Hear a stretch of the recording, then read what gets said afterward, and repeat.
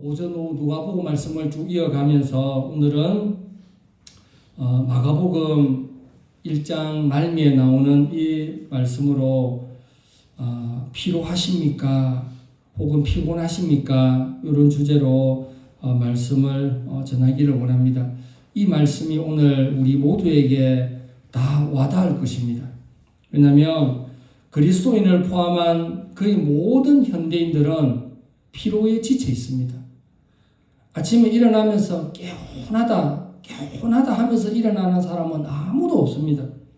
한 통계에 의하면 10명 가운데에 8명이 지금의 직장 생활 때문에 피로를 느낀다, 이렇게 응답을 하였습니다. 그래서 신문이나 방송을 보면 건강식품이나 건강에 관련된 약이 많이 광고되고 있습니다. 예를 들면 에이스 침대에서 자고 일어나면 한결 낫다는 광고를 하고 있고요. 피로에 지친 가족들에게 아로나민 골드를 복용하라, 이런 광고가 있습니다. 6년근 홍삼도 건강에 좋다고 선전을 합니다. 외국 관광객이 우리나라 오면, 특히 중국 관광객이 우리나라 오면 6년근 홍삼 다 사가지고 갑니다. 오래된 광고 중에 열심히 일한 당신이여 떠나라 하면서 현대카드를 들고 현대자동차를 타고 멀리 가라라는 그런 광고도 있습니다. 건강에 관한 속담들이 꽤 많이 있는데 여러분 아는 속담이 있는지 제가 건강에 관련된 속담 몇 가지 말해 보겠습니다. 중국 속담 중에 고침단명, 베개가 높으면 명이 짧다, 고침단명. 어떤 분들은 시골의 어떤 할아버지들은 나무 목침은 들어가지도 않는데 딱딱한 나무 목침을 베고 누워 자시는 그런 분들이 계셔요. 너무 신기해요. 나는 어떨 때 책만 벼도 막 딱딱해서 안 되던데, 그래서 이게 주무실 때 평평하게 해야 되는데 이게 목이 높으면, 목이 꺾여 있으면 안 된다고. 베개가 높으면 명이 짧다, 고침단명, 그런 속담이 있고, 또 영국 속담에 우유를 마시는 사람보다 우유를 배달하는 사람이 더 건강하다, 이런 속담을 규칙적으로 운동을 하라, 이런 말이겠죠. 또 서양 속담에 하루에 사과 1개를 먹으면 의사가 필요 없다. 그 다음에 한국 속담에 서양에서는 최고로 치는 과일이 이제 사과고, 한국에서는 감입니다. 감이 노래지면 의원님 얼굴이 파래진다, 이런 말이 있어요.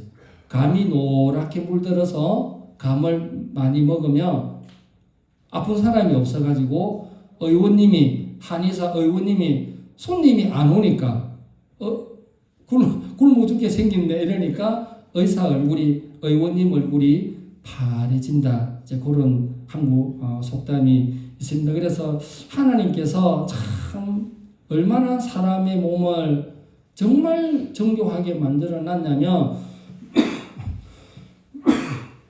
영양소가 골고루 이래 있잖아요. 근데 내 몸이, 내가 운동을 하거나 많이 걷고 이런 몸에 갈증이 생기잖아요. 그럼 빨리 내가 알아서 물을 마시잖아요. 운동을 하고 이러면 내 몸에서 부족한 것을 내 몸이 알아요.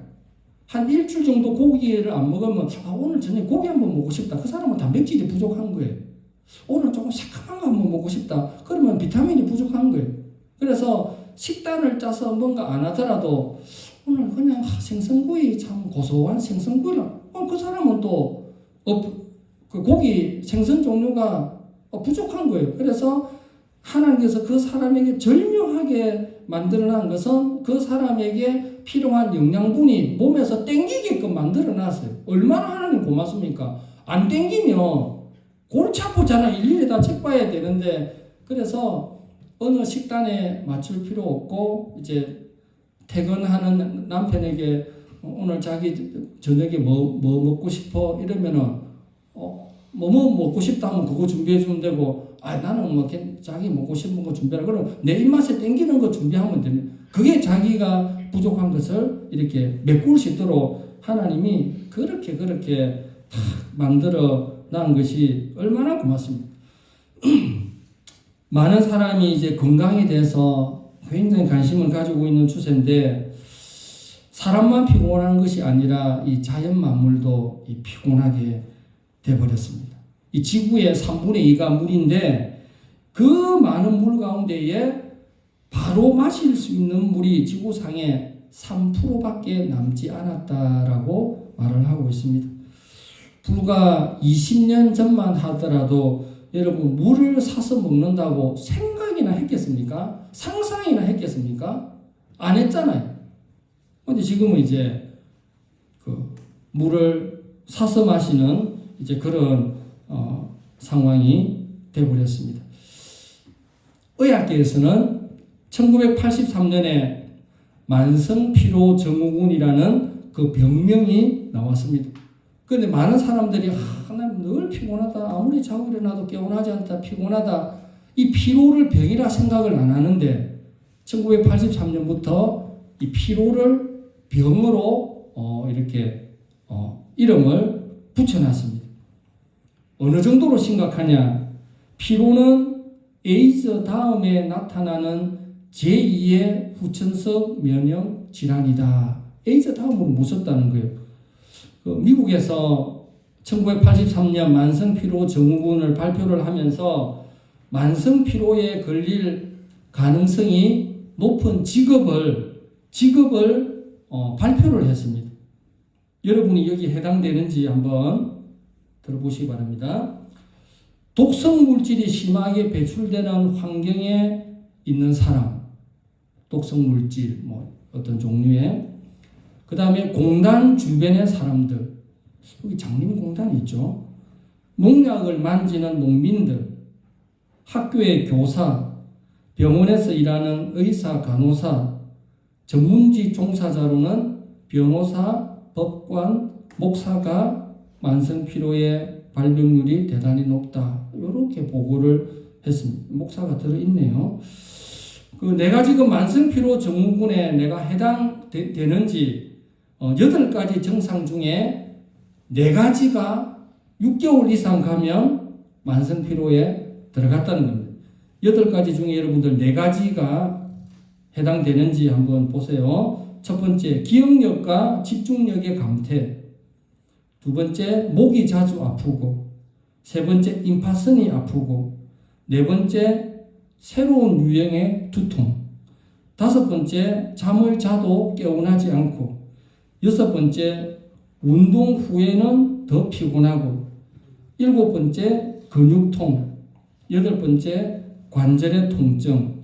요 8가지 중에 4가지가 6개월 이상 지속되면 만성피로 증후군이다. 그렇게 진단을 하고 있습니다. 그래서 이게 피로의 해소법이 가벼운 목욕, 규칙적인 운동, 비타민 섭취, 자기가 좋아하는 취미를 개발하고 다양한 것들이 있는데, 성경에도 피로와 관련된 그런 말씀들이 들어 있습니다. 여러분이 피곤한 게 하나님이 원하지 않습니다.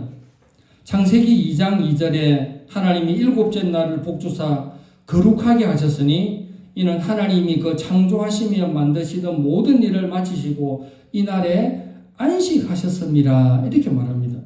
여러분, 하나님이 안식할 필요가 있습니까? 안식할 필요가 없어요. 하나님이신데. 그냥 매일매일 일을 해도 되는데, 하나님이 하시는 걸 인간이 보고 따라하라고 안식이 필요 없으신 하나님께서 안식을 하신 겁니다. 그래서 출애굽기 16장 30절에 그러므로 내 백성이 7일째에 안식하니라. 그렇게 말씀합니다. 레위기 23장 3절에도 엿새 동안은 일할 것이고 7째 날은 안식일이니 너희는 무슨 일이든지 하지 말라. 이는 너희가 가는 각처에서 지킬 여호와의 안식이니라. 인간을 만드신 분이 하나님이시고 하나님께서 모델을 보여주기 위해서 안식하실 필요도 없는 하나님께서 6일 동안 일을 하시고 7일째에 쉰 것처럼 인간도 하나님이 하신 것을 보고 따라하라고 하신 겁니다. 왜냐하면 인간의 생체 리듬이 그렇게 만들어진 겁니다. 인간은 6일 동안 일을 하고 7일째는 그냥 푹 쉬는 것입니다. 푹 쉬어야 되는 것입니다. 이것을 제대로 지키지 않으면 몸에 고장이 생깁니다. 우리나라의 중고등학생들은 평생 공부할 공부를 3년 동안에 다 끝내버립니다. 대학교 가서는 대학교 딱 들어가자마자 신입생 환영회, 과 MT, 체육대회, 원래 MT가 멤버십 트레이닝 같은 사람들끼리 같은 그룹에 있는 그 멤버들끼리 훈련을 받는다라고 그게 멤버십 트레이닝 MT인데 요 대학생들 MT를 마시고 토하고 이렇게 표현한다 그러더라고요. 말이 바뀌었잖아요. 마시고 토한다고. 그러니까 이게 같은 과끼리 어울려서 훈련을 받는 게 MT인데 마시고 토하고 이렇게 바뀌어버렸습니다. 사람도 6일 동안 일하고 하루를 쉬어라면 하나님이 만드신 자연 만물 땅도 6년 농사 짓고 7년째는 아무것도 하지 말고 쉬어라는 겁니다. 레위기 25장 3, 4절에 너는 6년 동안 그 땅에 파종하며 6년 동안 그 포도원을 다스려 그 열매를 거둘 것이나 제7년에는 땅으로 쉬어 안식하게 할지니 여호와께 대한 안식이라. 하나님께서 그렇게 만들어 놨습니다. 하나님께서 사람도 만드시고 하나님께서 산, 땅, 바다 다 만들었잖아요. 새까지, 물고기까지. 그러니까 우리는 모르는데 하나님께서 만드신 분이 농사를 지을 때 6년 동안은 농사를 짓고 7년째는 쉬어라. 이게 현대과학으로 입증이 됐습니다. 곡식이 영양분을 다 빨아들이니까 한 번도 안 쉬고 계속 농사를 지으면 수확량이 조금씩 줄어드는 거예요. 그래서 땅을 만드신 하나님께서 땅이 계속 영양분을 식물이 다 빨아먹으니까 7년째는 쉬면서 산성이 된 땅을 아무것도 안 하면서 그냥 비를 맞고 이렇게 거름도 주고 이래 하면서 알칼리 땅도 바뀌어가면서 그 다음에 이제 6년 동안 이렇게 또 농사를 짓고 또 7년째는 아무것도 하지 않고 그냥 그대로 두고 이게 그냥 하나님의 방법인 거죠. 만드신 분이 그렇게 말을 하니까 그게 맞는 겁니다. 영국이나 프랑스의 유명한 박물관에 가면 신기한 그림이 전시되어 있습니다. 한 가지 놀라운 것은 전 세계에서 관광객들이 유명한 작품을 보러 오는데 그림이 3개월간 전시하고 한 달은 쉬게 한다는 겁니다. 왜냐? 눈독이 오른대요. 자꾸 쳐다보니까.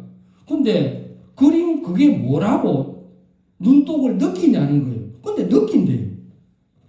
3개월은 진품을 걸어놓고 한 달은 가품을 걸어놓는 거예요.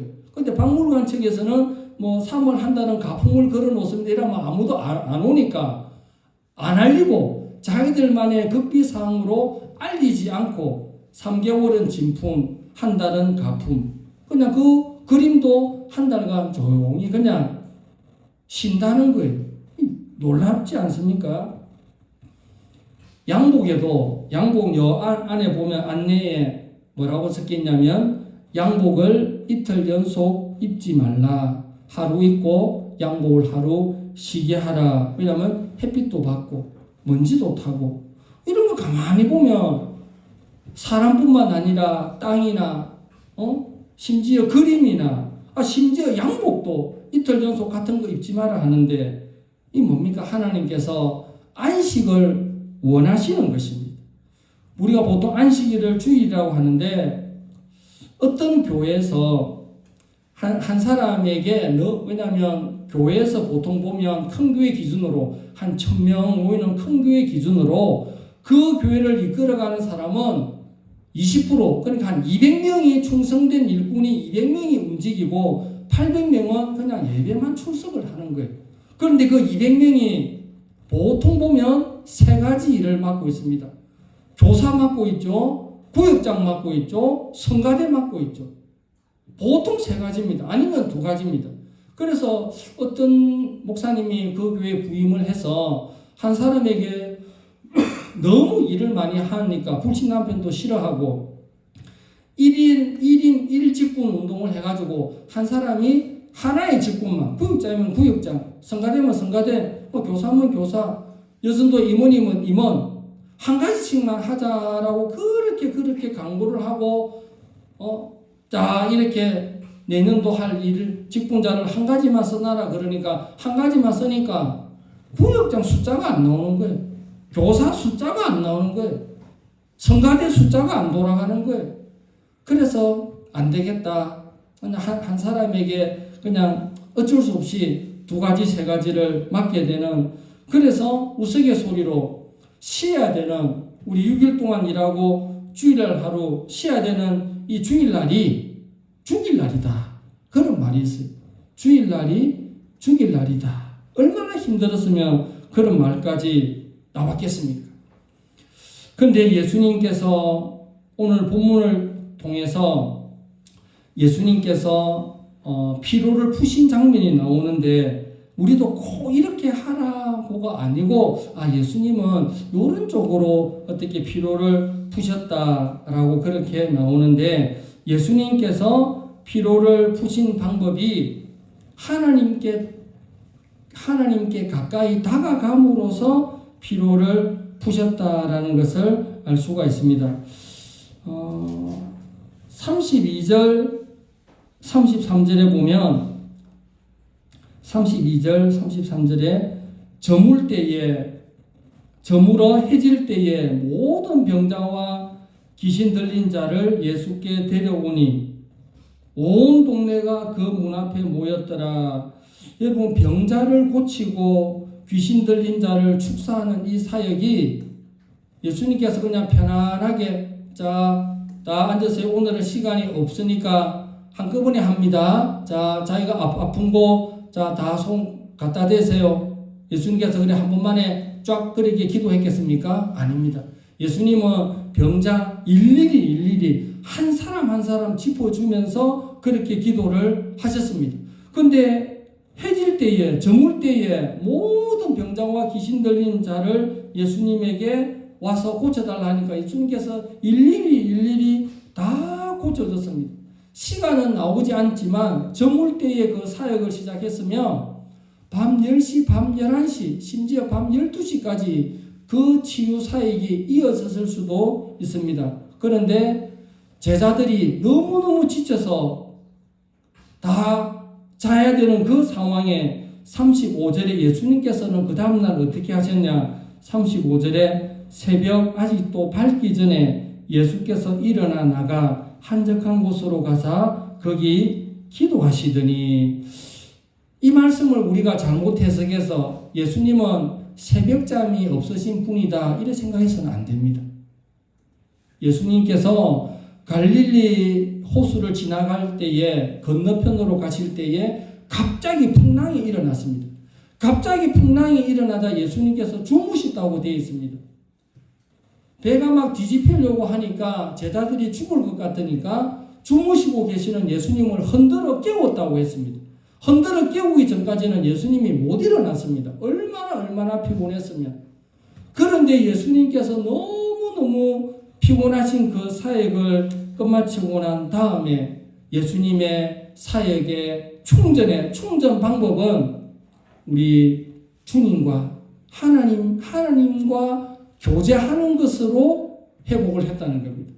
우리도 핸드폰을 아침에 100% 이렇게 충전하고 가서 뭐 유튜브도 듣고 이런저런 것들 하고 한 오후 한 4시쯤 되면은 한 50% 정도밖에 안 남을 수 있어요. 50% 정도 되면은 이 불안합니다. 겨울에는, 차가운 겨울에는 배터리가 빨리 닳아요. 겨울에는 팍팍팍 줄어드는데, 밤에 가자마자 제일 먼저 하는 게 뭡니까? 우리가 집에 들어가자마자 가방 놓고 제일 먼저 하는 게 핸드폰을 충전하는 겁니다. 충전하고 내가 딴 일을 보고, 그러면 또 숫자가 올라와 있고, 핸드폰 기계가 전원에 충전을 해야 그 다음날 쓸 수 있는 것처럼 예수님의 피로를 푸는 방법은 하나님과 교제하는 거였다는 것입니다. 그래서 세상 사람들은 뭐 나름 자기들만의 피로를 풀고 뭐 어떻게 하는 방법이 있다 치더라도 우리 성도들은 세상 사람들이 하는 방법도 뭐 자기 원하는 대로 뭐 사우나도 가고 좀 잠도 좀 자고 뭐 좋은 취미 생활도 하고 그 다 좋습니다. 그런데 우리 예수 믿는 사람들은 딱 한 가지 더 해야 될 게 있는데 그것은 우리 주님과의 관계를 회복하는 겁니다. 주님과 더 가까이 가는 것입니다. 결론적으로 우리 성경 한 절만 찾아보겠습니다. 구약 성경 이사야 40장 눈으로 좀 확인하기를 원합니다. 이사야 40장 구약 성경 중간쯤에 있습니다. 이사야 40장 28절부터 31절 1016페이지 구약 성경 1016페이지 이사야 40장 28절부터 31절까지 마지막으로 우리 같이 한번 읽어보겠습니다. 이사야 40장 28절에서 31절 시작. 너는 알지 못하였느냐 듣지 못하였느냐 영원하신 하나님 여호와 땅끝까지 창조하신 이는 피곤하지 않으시며 곤비하지 않으시며 명철이 한이 없으시며 피곤한 자에게는 능력을 주시며 무능한 자에게는 힘을 더하시나니 소년이라도 피곤하며 곤비하며 장정이라도 넘어지며 쓰러지되 오직 여호와를 앙망하는 자는 새 힘을 얻으리니 독수리가 날개치며 올라감 같을 것이요 다른 박질하여도 곤비하지 아니하겠고 걸어가도 피곤하지 아니하리로다. 아멘. 이게 하나님의 방법입니다. 31절에 오직 여호와를 앙망하는 자는 앙망한다. 신앙할 때 신앙, 앙자가 우러러 본다 이 말이거든요. 앙망한다. 하나님을 바라본다는 겁니다. 하나님께 가까이 간다는 겁니다. 세상 사람들은 오늘 여기에 피곤한 자에게 하나님이 주시는 그 방법입니다. 30절에 소년이라도 피곤하며 곤비하며 장정이라도 넘어지며 쓰러지되 이전 성경에는 자빠지되 이래 되어 있는데 소년도 피곤하고 장정이라도 넘어지는 그 상황 속에서도 우리 예수 믿는 사람들은 우리의 코드를 저는 코드를 딴 데 꼽아서는 안 됩니다. 비싼 침대, 뭐 좋은 사우나, 뭐 아로나민 골드, 뭐 비타민, 영양제, 오메가3 그것도 좋긴 좋아요. 그러나 제일 중요한 것은 하나님의 사람은 하나님의 방법으로 새 힘을 얻어야 되는데 우리가 하나님을 더 바라보고 하나님을 찾고 하나님을 구하고 하나님께 나아가면 하나님께서 힘을 주시는데 어디까지 힘을 주시느냐 31절에 독수리가 날개치며 올라간 같을 것이요. 여러분 독수리가 날개치며 올라가면 이게 얼마나 무서운 말이냐면 태풍이 확 몰려오면 모든 새들이 감을 잡고 다 숨어 도망갑니다. 그런데 독수리는 태풍 그 구름을 뚫고 그 태풍 그 위로 올라가요. 여러분 태풍이 비바람이 밑으로 바람이 불고 밑으로 비가 떨어지잖아요. 그런데 그 태풍 그 구름의 그 위는 바람이 없어요. 비가 위로 올라가진 않잖아요. 그래서 뭐가 팍 올라온다 싶으면 다른 새들은 다 도망가는데 태풍은 벌써 그 먹구름이 이렇게 보면은 멀리지 않고 조금 하늘 좀 가까이에 있는 것 같잖아요. 실제로 비구름은 땅에서부터 좀 가까이 있거든요. 독수리는 그 위에 가 있다는 거예요. 다른 모든 동물과 사람은 비를 맞는데 독수리는 날개가 얼마나 길고 크고 두껍습니까? 더 위로 올라가서 비를 안 맞는 거예요. 놀라운 사실입니다. 태풍 그 구름 위로 올라가서 우리가 예수 믿는 사람은 다른 것보다는 피곤하고 힘들고 정신적으로도 피곤하고 육체적으로도 피곤하고 참 피곤해 찌들어서 사는 사람들이 우리 예수 믿는 사람들 아닙니까? 근데 우리가 예수 믿는 사람 하나님께서 우리에게 피로를 풀 수 있는 그 방법은 하나님을 바라보라는 겁니다. 하나님을 앙망하라는 겁니다. 땅을 바라보는 것이 아니라 하나님을 바라보고 위로 바라보고 하나님 하나님 도와달라고 하나님을 바라보면 악망, 신앙 바라보고 소망하면 하나님께서 그때 힘을 주신다는 겁니다. 하나님을 바라보았던 바울이 이런 말을 했습니다. 고린도후서 4장 16절에 그러므로 우리가 낙심하지 아니하노니 우리의 그 사람은 낡아지나 우리의 속 사람은 날로 새로워지도다. 나이가 들면 힘이 들고 근육도 줄어들고 자신감도 사라지고 우리가 건강을 자신할 수는 없고 나는 괜찮네 괜찮은 사람도 없습니다. 예수님께서 피곤하실 때에 더 하나님을 찾은 것처럼 우리 예수 믿는 사람들은 주님을 가까이 가고 더 주님 사랑하고 성령 충만하면 하나님께서 피로를 없애주신다. 또 이런 정신적인 고통도 하나님이 날려보내주신다. 독수리 같은 새 힘을 주신다. 이 말씀을 믿고 주님을 더 가까이 가기를 간절히 바랍니다.